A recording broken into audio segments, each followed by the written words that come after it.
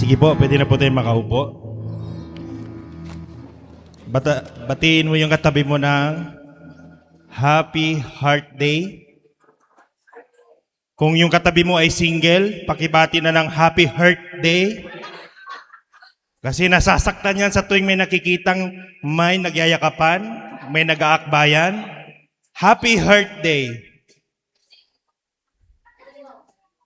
Ayan. Hallelujah. May mga bisita po tayo ngayon. Welcome po natin sila.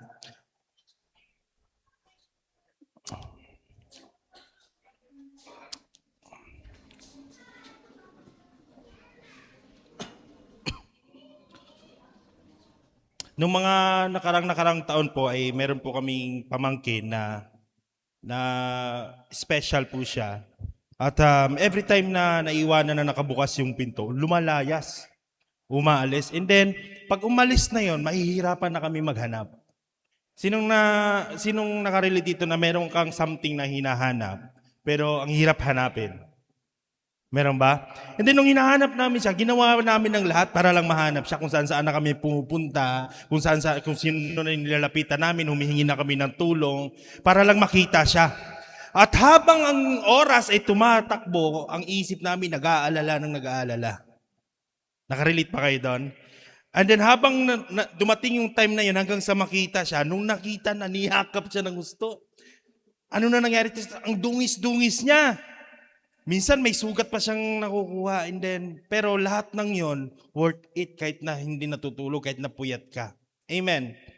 Amen. Same as true po sa istorya po ng Bible in Luke chapter 15 kung saan merong isang nawalang tupa. Merong 100 na tups. Parang pangit pakinggan, no? May mga 100 na tupa, hindi nawala yung isa. And then, ayon sa kwento ng Bible, lahat po ay ginawa ng isang shepherd. Ang good shepherd po ay hinahanap kahit na isang tupa lang ang nawawala sa kanyang kawan. Amen. Amen. So, ganun kabuti ang shepherd. Ganun kabuti kung saan hanapin at hahalugugin niya ang lugar para lang makita ang isang tupa. And then, bago po nangyari yun, kaya dumating po sila sa kwento na yun, kasi merong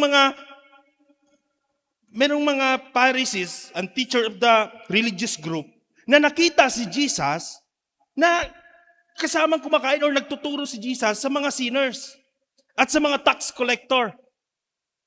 So, ang mga tax collector, this time, mga makasalanan kasi minsan kumukuha sila, sobra-sobra pa. Yung mga tax na yon. And then, si Jesus, sinagot lang niya yung mga bulong-bulungan nila. Bakit siya kung talagang righteous siya, bakit siya nakikisama dyan sa mga makasalanan? At gusto ko pong i-break sa atin yun na minsan ang mga tao hindi pupunta ng simbahan gawa ng, ang sabi nila sa sarili nila, masyado na akong makasalanan. But hindi nyo ba alam, hindi pa natin alam na ang Panginoon mismo gustong-gusto niyang humahabiliw sa mga makasalanan. Amen. Kung si Lord mismo gustong-gusto niya makihalubilo sa iyo, ganun din dapat yung response natin. Dapat magkaroon tayo ng eagerness na makahalubilo din tayo kay Lord. Amen. Dahil alam naman natin na nakakagawa tayo ng pagkakamali. Pero yun, hindi tinitignan ng Panginoon, kundi ang tinitignan ng Panginoon is maka-fellowship ka. Amen? And then this time, galit na galit yung mga teachers of the law, mga Pharisees, sila yung mga religious group. Galit na galit sila kasi daw si Jesus, nakikihalubilo sa mga makasalanan. Tanong ko sa inyo, bakit ba pumarito si Jesus? Para sa mga matutuwid ba? Hindi, kundi para sa mga makasalanan. Amen? So, ngayong umaga po na ito is, pag-uusapan po natin yung pagpupursud ni Lord. Pagpupursud in love ni Lord para sa atin. Amen? Ganun na lang yung pag-ibig ng Diyos sa buhay natin.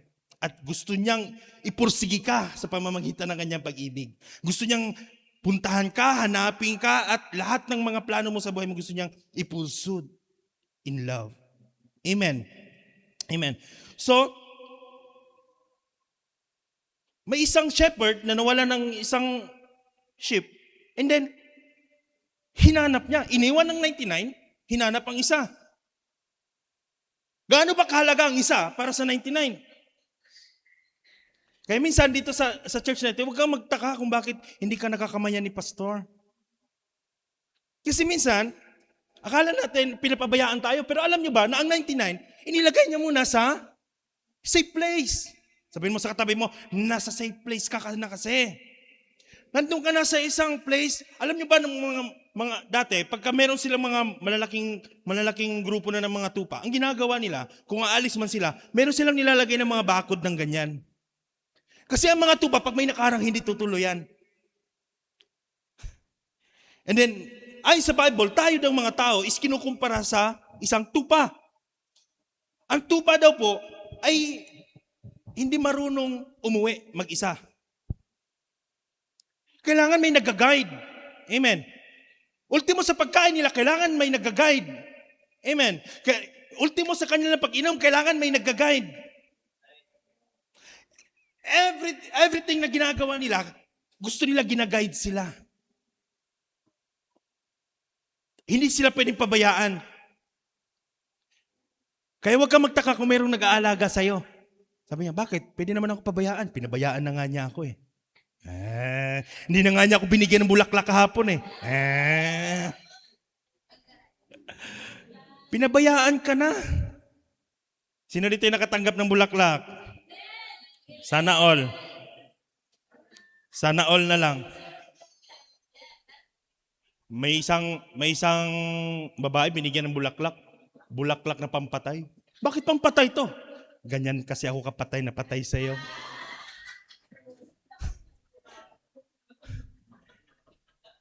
Nanggaling lang sa lamay, pumitas. Hindi pa nakontento. Tinrit pa ng kape. Doon sa lamay.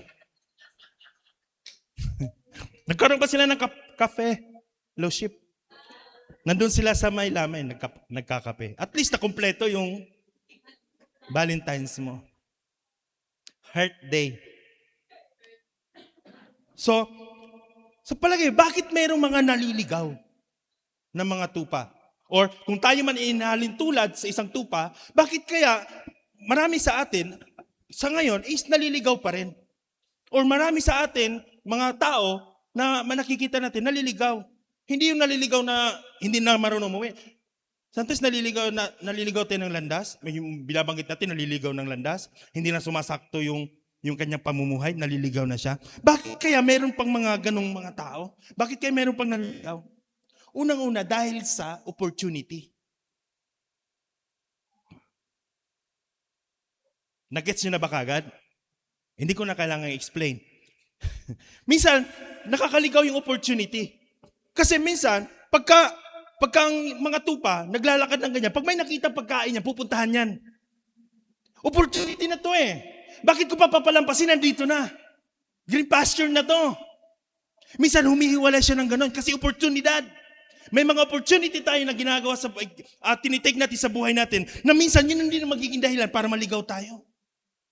Maligaw tayo dun sa tunay natin pupuntahan. Kung may pangarap ka, naligaw ka pagdating ng pag-journey mo papunta sa pangarap mo, minsan lumilis ka ng konti, napapatagal. Nakakabalik ka man doon pero tumatagal. Sabihin mo sa katabi mo, kaya pala tumatagal. Akala natin ang mga opportunity maganda sa buhay natin. Yes, maganda yon. But may mga opportunity na nagpapaligaw sa atin. Ang isang tupa nawala yon. Nawala sa kanyang fellowship. Kasi nang dahil sa opportunity na nakita in his journey, sa kanyang paglalakbay, may nakita opportunity. Nawala siya sa fellowship. Yung fellowship niya, nawala siya dun sa grupo. Kaya tayo mga tao, makikita mo isang tao, sinyalis ng naliligaw, nawawala sa fellowship. Bakit hindi siya nakapag-church? May nahabol kasi siya ngayon eh. Ang panalangin ko, sana mahabol niya. Sana pagdating ng hapon, mahabol na niya. And then, nawawala siya sa fellowship. Sa fellow. Kaya naman naligaw ang ship na yun eh. Nawala siya sa grupo. Nawala siya sa kanyang fellow. Amen. Pangatlo,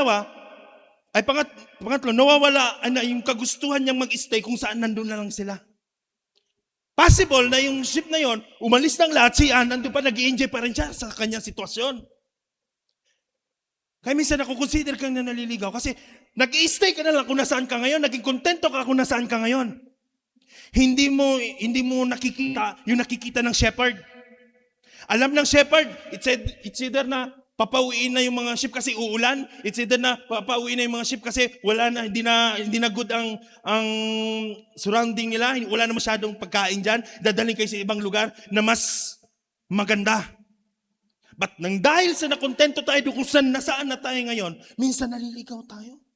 Hindi tayo nakakapunta sa gusto nating papupuntahan. Hindi natin nararating yung gusto ng shepherd kung anong nais niyang gusto marating natin. Amen. Hindi natin nararating yung mga bagay na yon kasi nag-i-enjoy na tayo sa ngayon. Tanungin kita, nag-i-enjoy ka na ba ngayon? Kung nasaan ka ngayon? Wala pa. Hindi pa nakaka-enjoy. Gigising ka para magtrabaho. Kahit na tinatamad ka, kailangan mo gumising para lang maghanap buhay. Lahat yun, routine yun. Pero huwag ka mag-alala kapatid, darating ang araw, hindi ka nagigising ng maaga. Kasi wala ka ng trabaho. Hindi na tayo gigising ng maaga, hindi mo na iisipin ang ngayon. Hindi mo na iisipin ang bukas pa. Kasi ang supply is nandoon na lagi. Amen. Ang mga sheep, pagka hindi makakalabas, ang shepherd ang mangungulekta ng kanyang pagkain. Ultimo tubig, ilalagay doon. Isusubo na lang doon. Kulang na, inudnud ka na lang doon eh. Inudnud ka sa mga needs. Amen? So dahil meron pa rin talagang mga naliligaw. At ang trabaho ng isang shepherd is hanapin yung mga nawawala sa kanyang kawan. Why does the Lord want to save the lost person or like us? Bakit mas gusto ng Panginoon? Bakit gusto ng Panginoon na mailigtas yung mga tao or katulad natin na minsan naliligaw? Naliligaw tayo ng landas, naliligaw tayo kung ano man ang ating ginagawa ngayon. Minsan wala tayong focus, hindi na natin na bibigyan yung time si Lord. Amen? Unang-una, because He cares about us. Simple lang, di ba? Kasi, He cares about us. Kung wala naman pakialam yung shepherd na yun, bakit pa niya hanapin yung isa? Samantalang meron na siyang 99. Pero dahil meron lang siyang pag-aalala sa'yo, sabi mo sa katabi mo, may nag-aalala na ba sa'yo?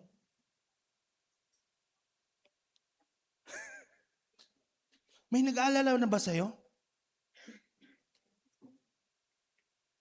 In verse 4, sabi niya, if a man has 100 sheep, and the one them gets lost, kung nawawalang isa, what will he do? Anong gagawin niya? Hindi ba iiwanan niya yung 99? At hahanapin ng isa? Sa palagay mo, hindi ba pag-aalala ng Panginoon yon? Hindi ba pag-aalala ng shepherd yon? Para hanapin lang yung isa? Matatawa ka pag bandang huli, matatawa ka kung bakit ganitong nangyayari eh. Hinanap ang isa para lang sa 99. Amen? Pangalawa, because He loves us so much. Yung word na so much. Pwede ka magmahal, not too much. Ang sabi nga nila, magtira ka naman sa sarili mo. Sounds familiar, no? But not biblical. Kasi si Jesus, nung nagbigay siya ng pag-ibig niya, so much. Hindi siya nagtira kahit sa sarili niya. Ang tunay na umiibig sa mga naliligaw, nagmamahal so much. Kahit na hindi ka na nag-attend ng church, pupuntahan ka niya. So much. Kahit na sinasaktan mo siya. Because so much. Sobra-sobra.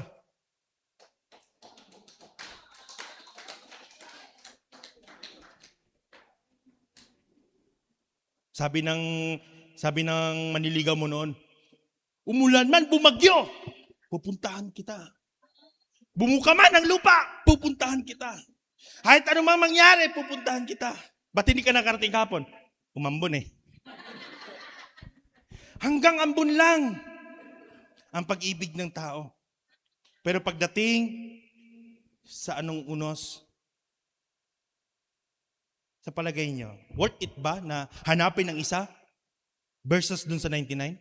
Worth it ba? Kung iisipin natin, hindi worth it. Isa lang yun 99 to. Paano kung yung 99 naman ang nawala? Kasi ang isa na secure na, yung 99, nawala yun.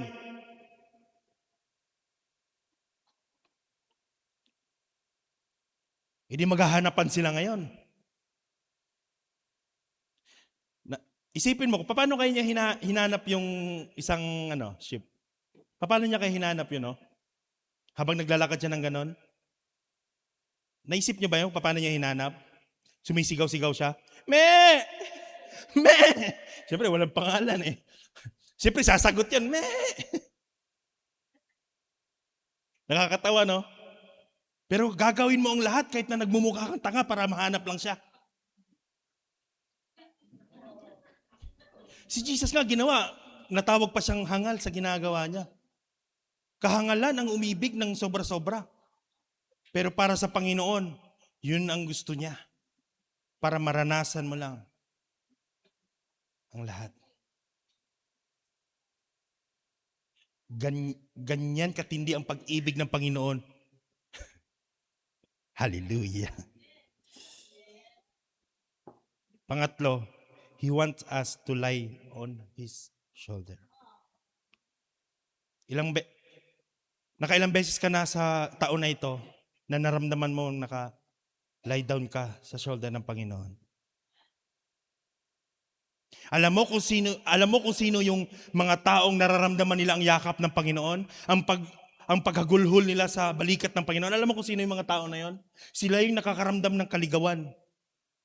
Parang pangit pag kaligawan. Sila yung nakaramdam na parang feeling nila, nawawala na sila, wala sa kanilang Panginoon, at nung nakita nila ang Panginoon, doon nila nasumpungan ng Panginoon, umiiyak sila ng umiiyak. Kasi ang gusto ng Panginoon, magdepende lang tayo sa Kanya.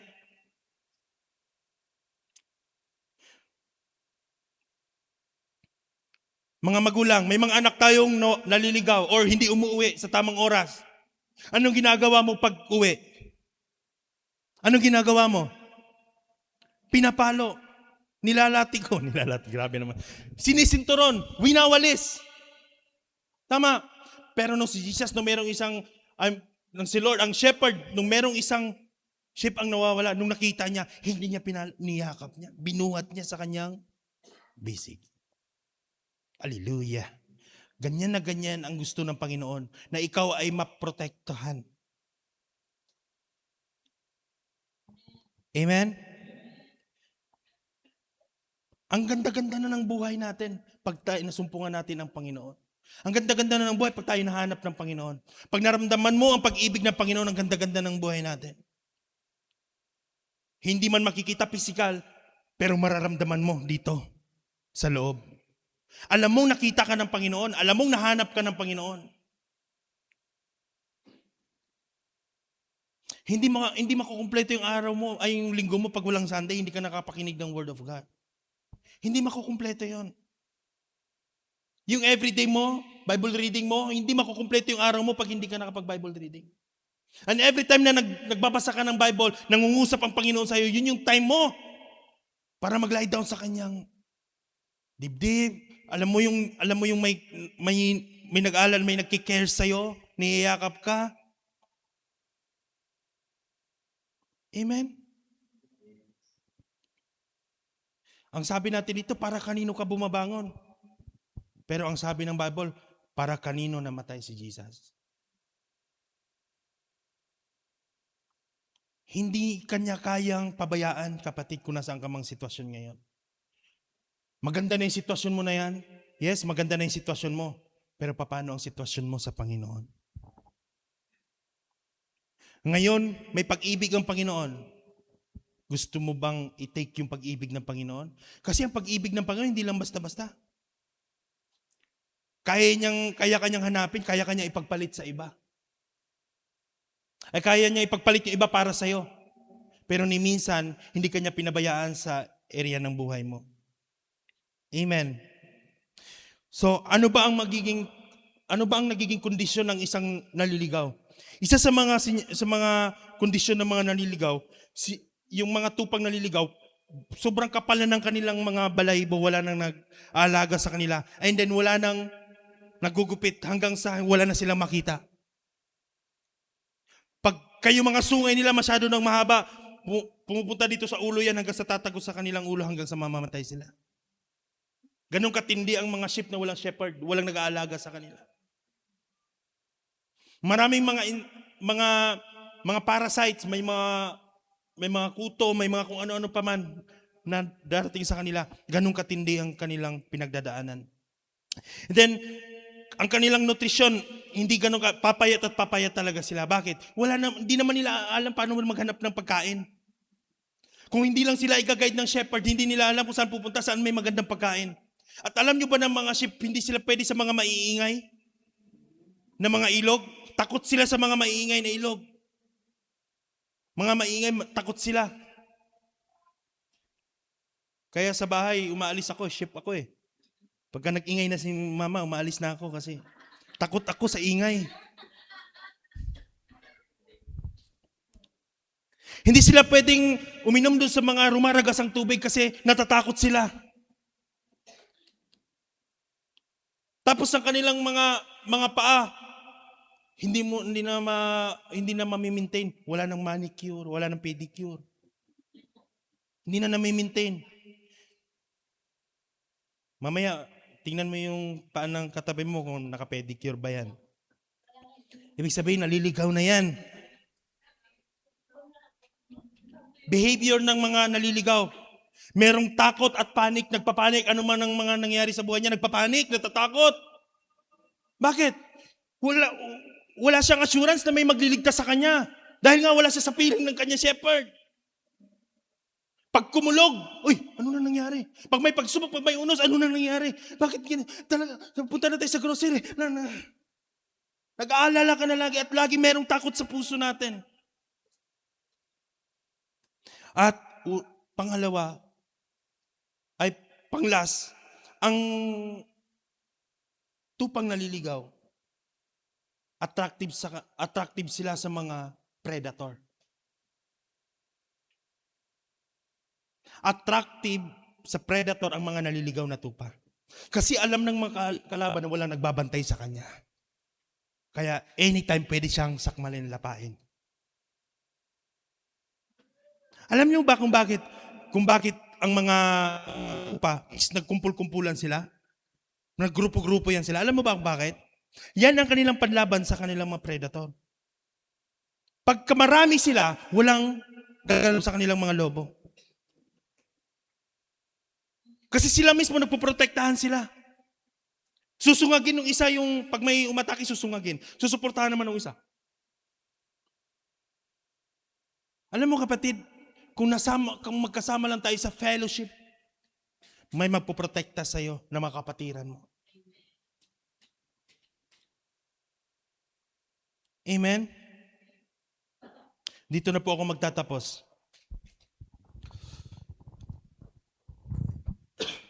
In Psalms 123, verse 1 to 3. Ang awit ni David, Lord, ikaw ang shepherd ko. Lahat ng kailangan ko ibibigay mo. Binigay mo. Amen. Lahat ng kailanganin ko, ibinigay mo. Pinagpahinga mo ako sa magandang damuhan. At inililid ako sa matahimik na batis. Katulad ng nabanggit ko sa inyo kanina, magiging payapa lang ang mga sheep pag nandun sila sa mga matahimik na area.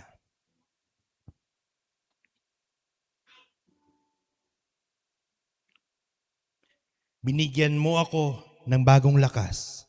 Ginaguide mo ako sa safe at tamang landas. Dahil yun ang promise mo.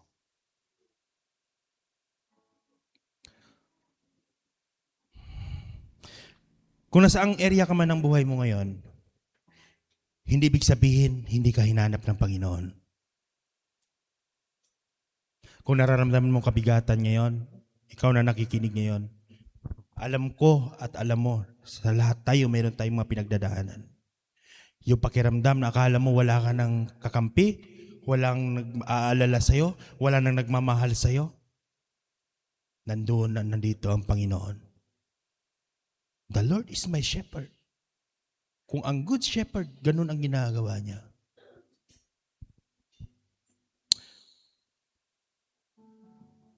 Tingnan mo kung gaano kamahal ng Panginoon ang isang sheep. After niya nakita ang sheep, tinawag niya ang kanyang mga kapitbahay. Nag-celebrate sila. Paano sila nag-celebrate? Hindi kaya nagkatay din sila ng sheep? Nakakatawa, no? Gaano kakahalaga sa Panginoon? Either nagkatay siya ng something. Mga kapitbahay tinawag. Kasya na kaya ang isa? Kasya na kaya? Nung ang prodigal son, bumalik. Pinatabang guyab. Kinatay eh. Sabihin mo na lang na nag-celebrate sila.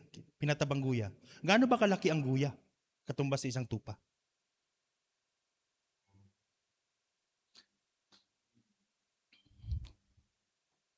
Lahat ng ginawa ng Panginoon sa iyo, lahat yun may kapalit. At doon sa cross ng Kalbaryo, binayaran na niya lahat. Sobra-sobra. Para lang ma-rescue ka, kapatid.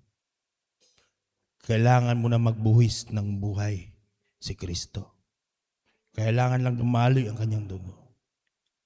Alam mo kung paano kanya hinanap? Hinanap kanya na mayroong pag-ibig. Amen?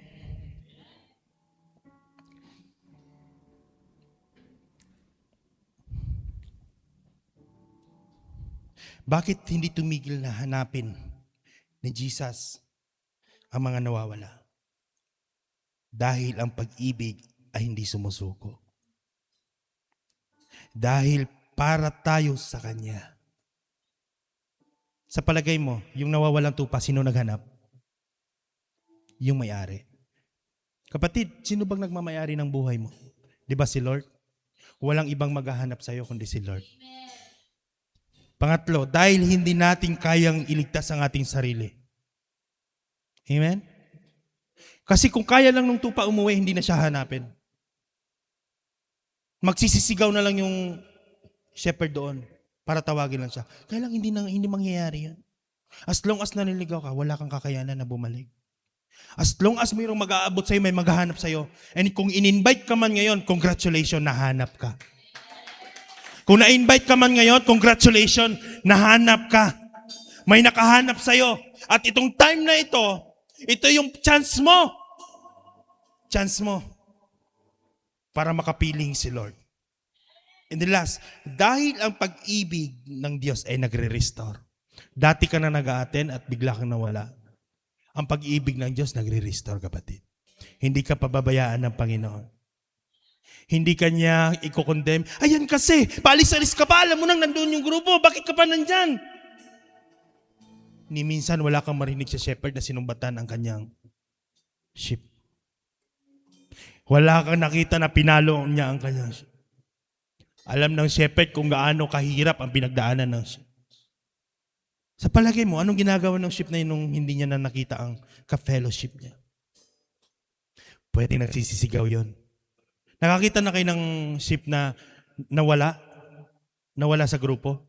Umiiyak yung mga kambing, umiiyak yung mga yan. Mga baka, umiiyak yung mga yan. Mga sisiw, umiiyak yung mga yan. Mga hayop nga, umiiyak. Ikaw pa kaya? Yung mga hayop nga na napakaliit lang ng intellect nila. Tsaka ng puso nila. Ikaw pa kaya? Tayo pa kaya? Hindi mo na alam kung makakauwi ka pa ba? Huwag kang mag-alala. Nahanap ka na ng Panginoon ngayong umaga na ito. Hallelujah. Pwede po ba tayong tumayo lahat? Pwede ba nating awitin itong kanta na ito? Ang ganda nito eh. Hallelujah.